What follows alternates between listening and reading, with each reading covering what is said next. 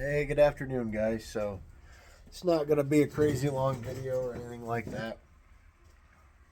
For one, I can't keep my teeth in. And that's absolutely driving me bonkers because it is. And my new ones haven't got here yet. So, I'll get you down here so you can see. So we're working on the basswood bowl, and let's see. Give me a sec. All right. Hopefully that's better, so you guys can see down in here. And like I said, I am trying to get this camera photography shizzle all kind of figured out, but make sure that's not the picture. Oh, it's just mountain soda. So when I'm working down here, virtually what I'm going to try to do is get this bottom level. If I zoom right in, you can see this is not level. All right. What I like to do at first, take the same bowl gouge, find your high spots, and get the majority of the high spots cut down with a bowl gouge. And we're completely through the pith. So we should be all right working in a cross grain. Excuse me. You have a lot less chance of cracking cross grain. I know, like sanding and stuff, they always teach you to go with the grain. But if you go with the grain with a chisel, you're going to end up digging down sometimes, and that's going to create cracks. So you don't have to go 100% across the grain, like you don't have to perfectly go this way, but stay at an angle. It helps cut those fibers. It helps get stuff kind of cleaned up and set down. So there I did crack out a little bit. And you can see where I just got my chisel. Let me get in here. You guys can see. So I got my chisel down below the top of the wood structure. And that will crack if you do that. You never want to go deeper. Come on. Than what your gouge has in depth from tip to tip across here. So that's all the deeper that gouge is made for. That's when you hear me talk about like this is a true bowl gouge, you can see that's got a lot more depth than this one does. But I'm trying not to cut big ditches. I'm trying to make a bunch of little ditches. Ditch is. Right now, let me see if I can try get this right over the work. All right. So, like I said, we're not going 100% cross grain, but we're going relatively steep.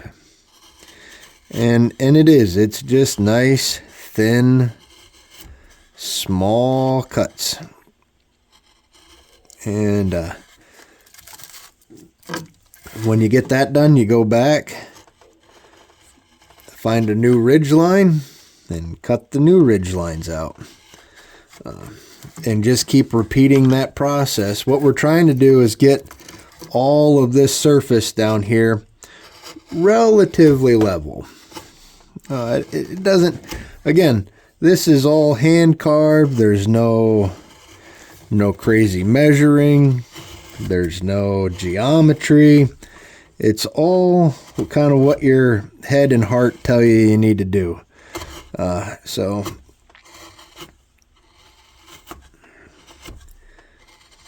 but it is definitely peaceful for me. I absolutely love that noise.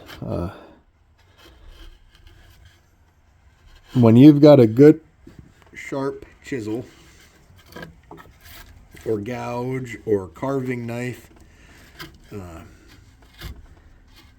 don't know. It's very peaceful for me.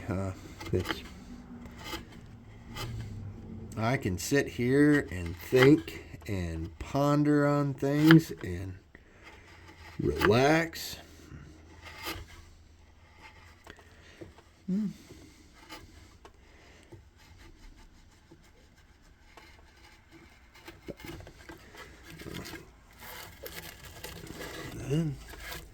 Like I said, you can see how that's getting worked down. Nice and smooth, not so smooth. Yes, it still has some little ridge lines, and that's perfectly acceptable. Like I said, this doesn't have to be perfect. It just needs to be relatively clean. We want to get where we don't have a bunch of sharp, jagged edges. Yeah, it's been pretty interesting. I have a temporary bridge right now from where they've been working on my jaw. And it was supposed to have a strong temporary bonding agent that held it in. Well, it fell out relatively quickly, which, I mean, it's mostly all done anyway, so okay. We're just waiting for my permanent bridge to get in. Well, ever since it fell out, I haven't been able to get it to fit like it did. And of course, with all these wonderful shutdowns and everything else, it's been rather difficult to get stuff back in front of the dentist right now. But hopefully, December 18th, they'll be putting my permanents in, and I will be able to bite a rare steak. Like, I absolutely cannot wait to just rip into a steak. I have not had like a good porterhouse or a T-bone or a sirloin steak in like 4 months. And I eat vegetables only because I want my kids to eat their vegetables. I know there are people out there that absolutely love their vegetables, but my Irish ass likes potatoes. I'm not big on all that other stuff. And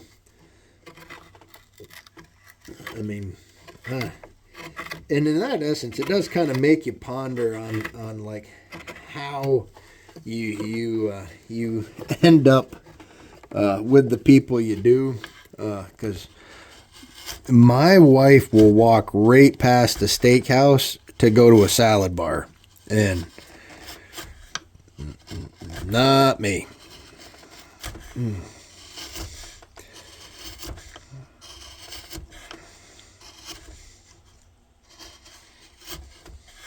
I like my salad processed the same way. I let the cows eat it first, and then I get it later. If you guys didn't see either, let me bump up. I made some improvements to my my bowl clamp here. it's still really new, so stuff is a little snug. But virtually, this is just like having a spoke shave or a shave horse. Just instead of using my feet to hold the clamp, I'm using some nice 3/4 Acme thread and bolts. Part of it so I can stand up. I've got a couple bulge discs in my back, and to sit down constantly just sucks.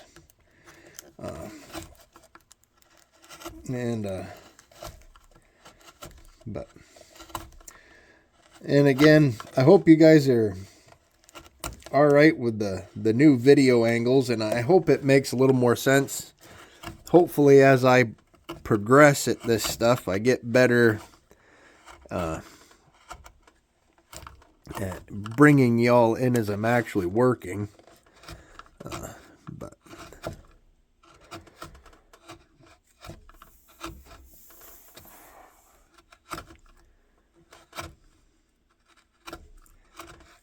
anywhere that you've got a knot like this, it's gonna test your patience. But once you get through it or around it, it makes the rest of it seem ridiculously easy.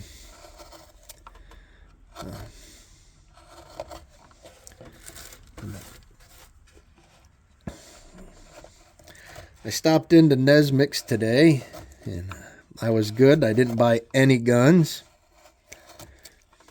or any new carving tools. But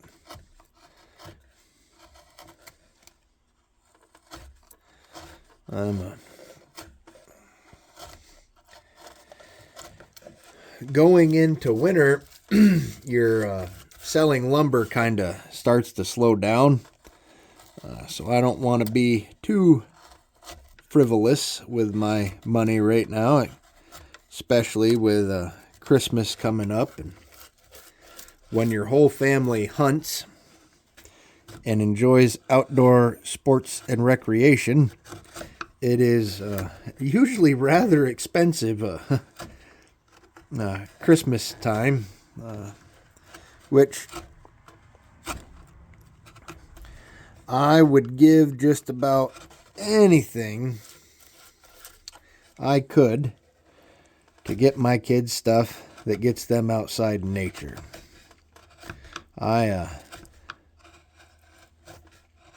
But we really don't go crazy on Christmas or their birthdays or anything like that. We mostly set a pretty strict budget on kids and nieces and nephews and that kind of stuff. For one, my family's actually relatively, I say that, relatively large in that essence. So you kind of have to set limits, or you have to raise your credit card limit, and I'm not about to do that. But it's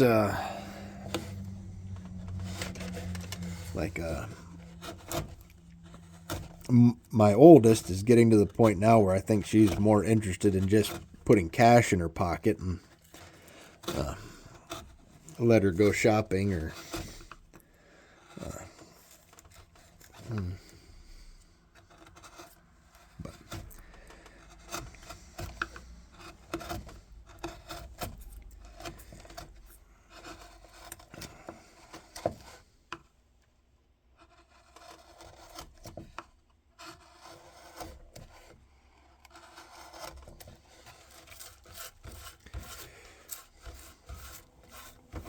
But like I said, you can see there is still some rough spots in these corners, and you can go with the grain to get them.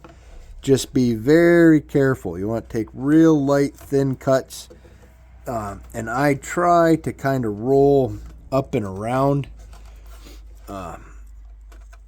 because if, like I said, if you go into that grain straight like that, it's going to crack.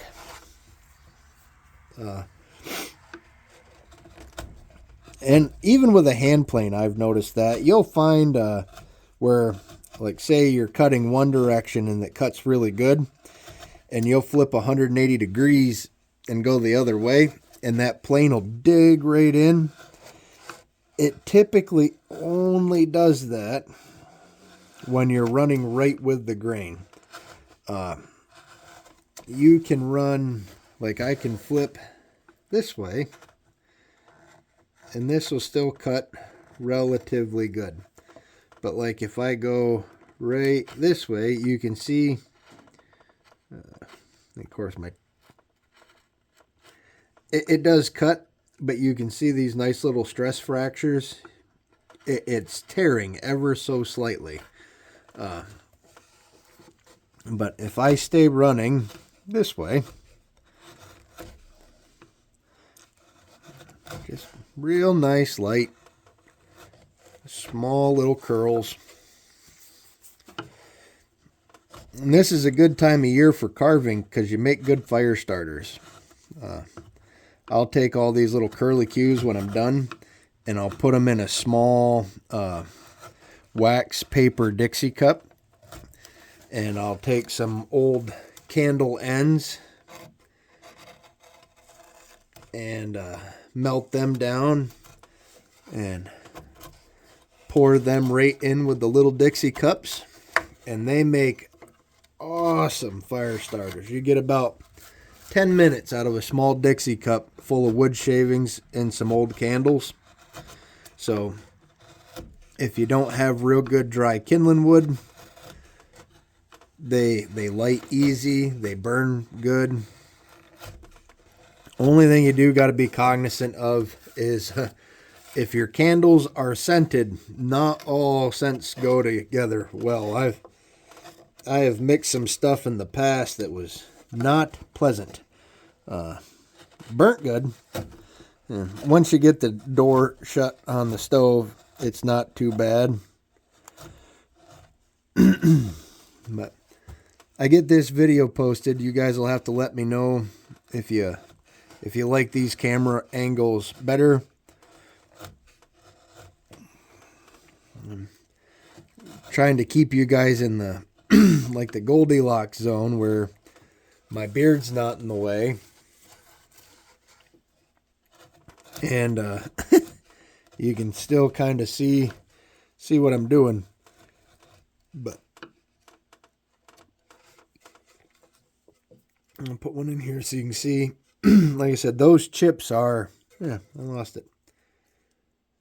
That's about what you're going to get for chip out of a chisel like this. That's controllable and repeatable. And you can see it's not quite coming up to the top of that curve.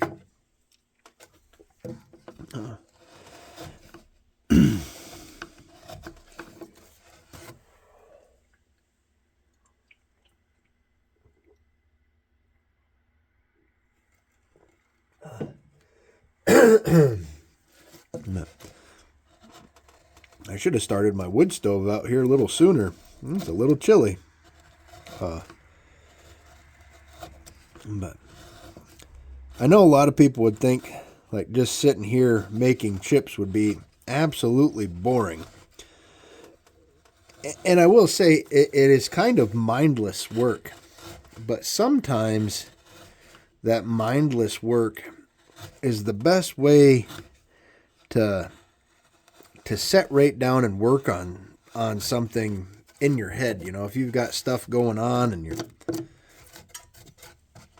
not dealing with it well, if you can get your hands busy, a lot of times you can work that stuff out a whole lot better.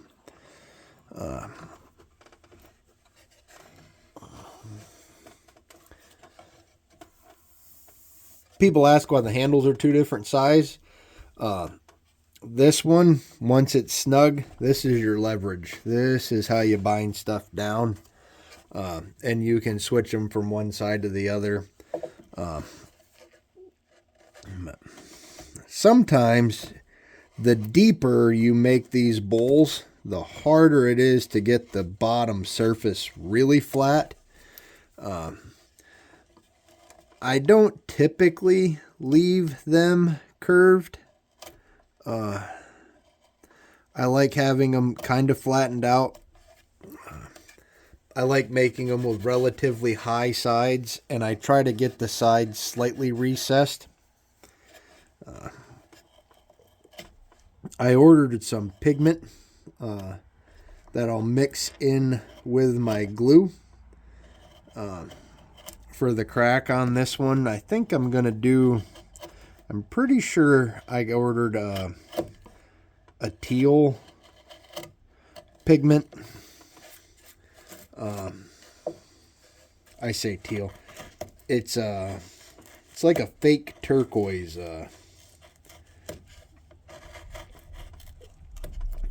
bonding pigment that will change the glue color.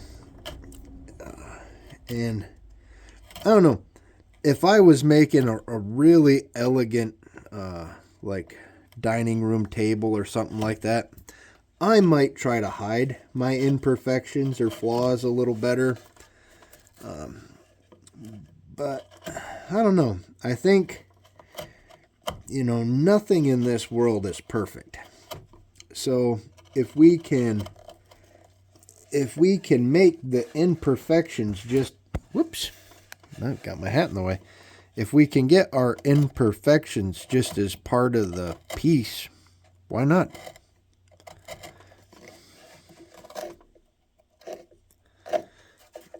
And if my wispy tone is driving you nuts, I would like to let you know that it is absolutely driving me nuts too.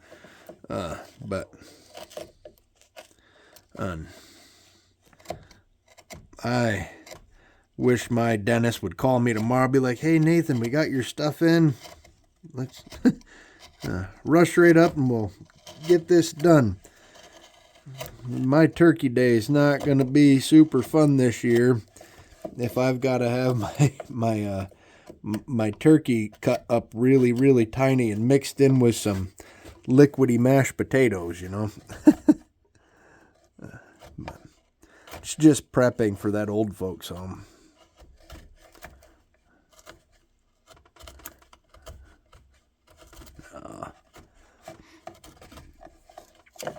Most of the time when Dad's been driving me back from my dental appointments because of meds and stuff, we've been stopping at one of the restaurants just down from where we live.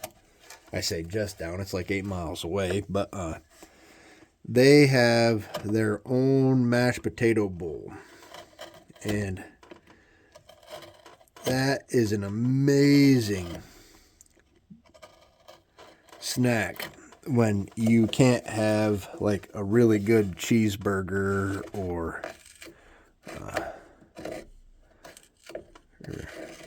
a steak.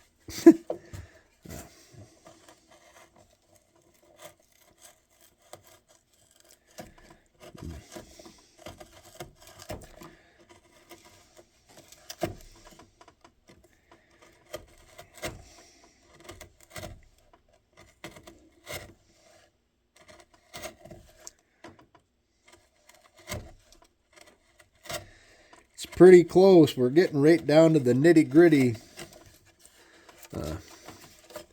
Getting this small bread bowl done. If you guys get a chance and you stop into Nesmic's up in Wellsboro, I left one of the maple burl spoons I made in there so people could see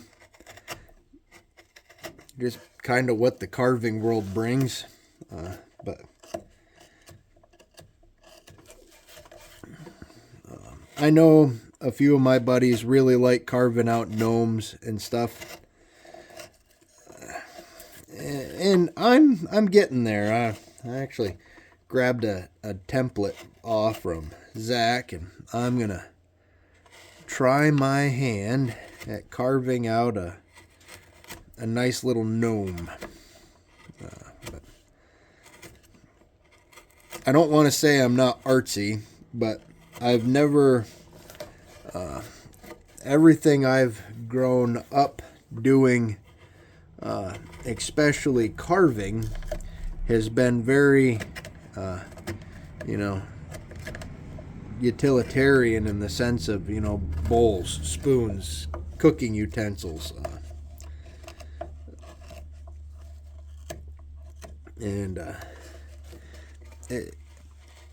They have very similar practices, but they're not fully the same. You know,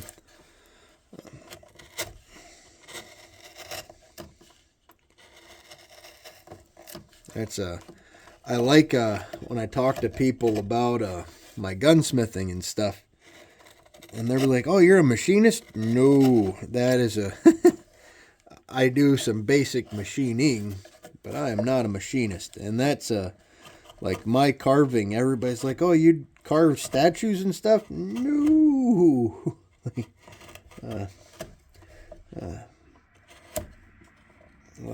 My limiting, I can carve anything. I just can't draw anything. And to carve from a pattern, if I have to draw the pattern out, you're going to get a stick figure. If somebody else can draw the pattern out, then you're going to get something a little better.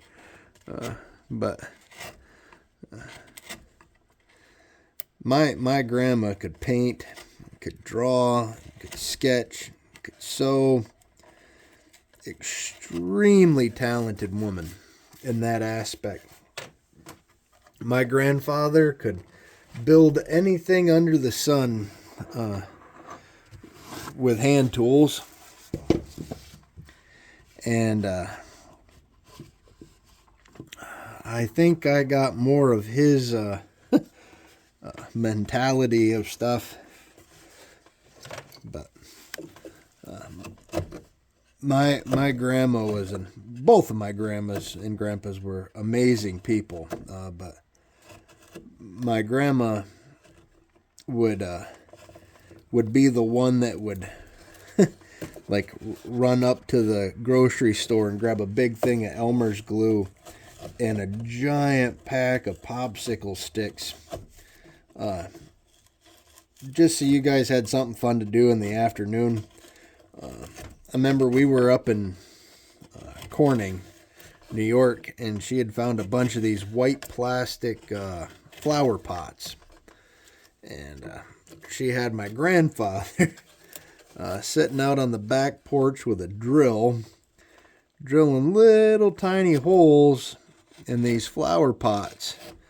And she had us kids in there helping glue beads in the flower pots, and then she installed light fixtures in them to make her own like custom hanging lamps in the house. And a couple of them are still up all these years later. They're absolutely beautiful. But she was a very talented woman, and that she always had some type of art or craft or painting going. She liked to paint Garfields. That was another big one. And if you go up to my dad's house, you don't have to look far to find a little painted Garfield cat or a coffee can, piggy bank that she knitted some little tin man or something around. But I can remember, and it wasn't even artsy or anything like that, just sheer genius. We were watching McClintock. It was one of my favorite movies as a young kid. Just super funny. And if you have not watched McClintock, I feel very bad for you, and you should go find it. And sit down and watch it and enjoy John Wayne just laughing. Awesome movie. But anyway, the VCR had broke like 20 minutes into the movie. And I'm quite young yet. Anyway, I was just super upset because I couldn't finish watching the movie. My grandma tore apart that VCR, and celery stalks used to come with a rubber band on them. She had took a celery stalk rubber band and replaced the drive belt in the VCR so I could finish watching my movie. Like, you know, really technical, really into electronics for the time. Just, if she could have lived long enough to see like what computers and stuff did, she would have had a blast. That, or she would have been absolutely frustrated tearing it apart because there's no belts and pulleys in there, one or the other. But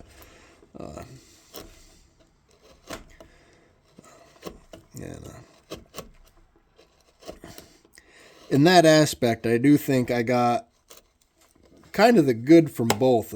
My grandpa could build anything. My grandma could draw just about anything. And as far as building stuff goes, I don't typically need a lot of patterns and stuff. I can just look at something and build it by eye.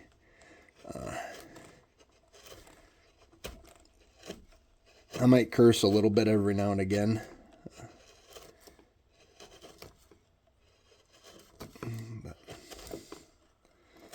But like I said, you can take one of these small gouges and get the bottom of one of these small bowls done relatively quickly. It really doesn't take super long. I mean, we've been 32 minutes in total. It's taken me to get the bottom of this relatively leveled out. No major cracks other than that one. And like I said, when we get pigment here, we'll get that glued up. I do have to get down here a little bit more. Let me know what you guys think of my new shave horse vise. My bandsaw got here. I got to get my it was a 220 setup. I got it switched over, but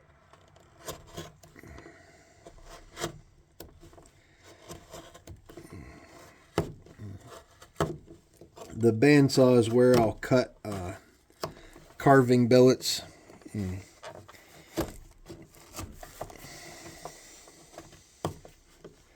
I would really like to start getting some inventory built up, especially with the holiday seasons coming.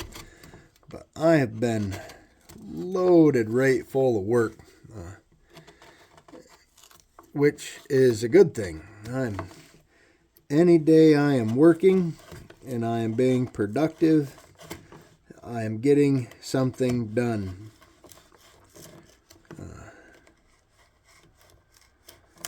There's a couple bad spots in here, and I say bad, it's just part of this knot.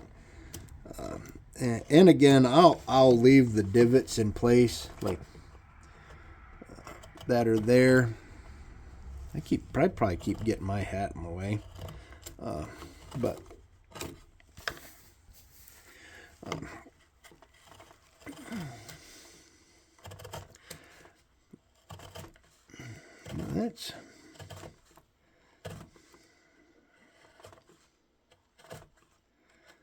that's really all there is to it.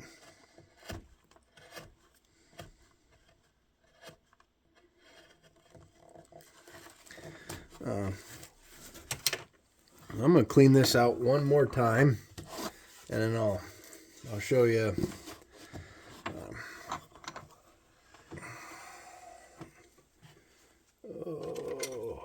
Flat chisel. All right, so typically with a flat chisel, when you're cutting with your taper up.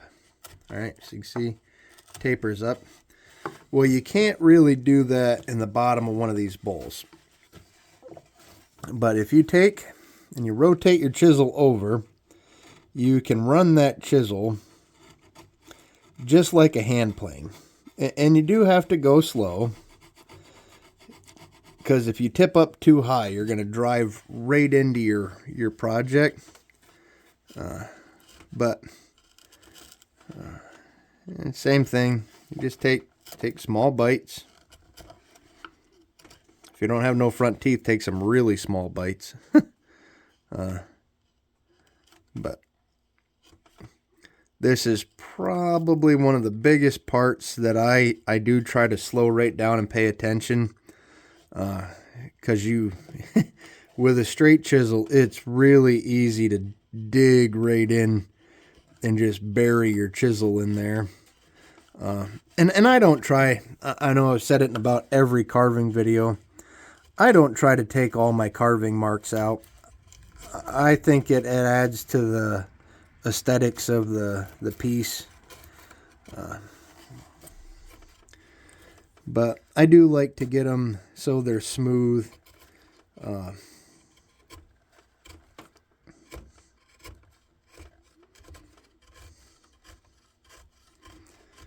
And I know you can't really see, but each one of those passes, oopsie, there I dug in.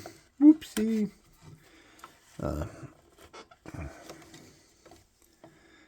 when you do that, just nip them off. And hope for the best later. But virtually, I'm just cutting those little ridges off. So you're just getting really small, tiny chips.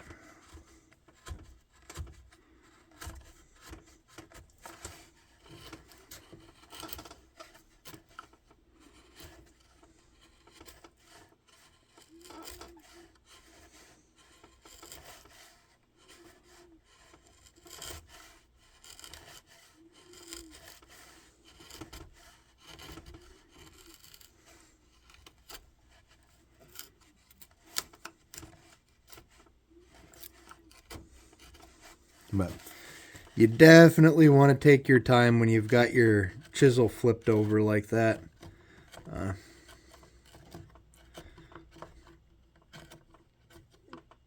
have to build some new cabinet scrapers.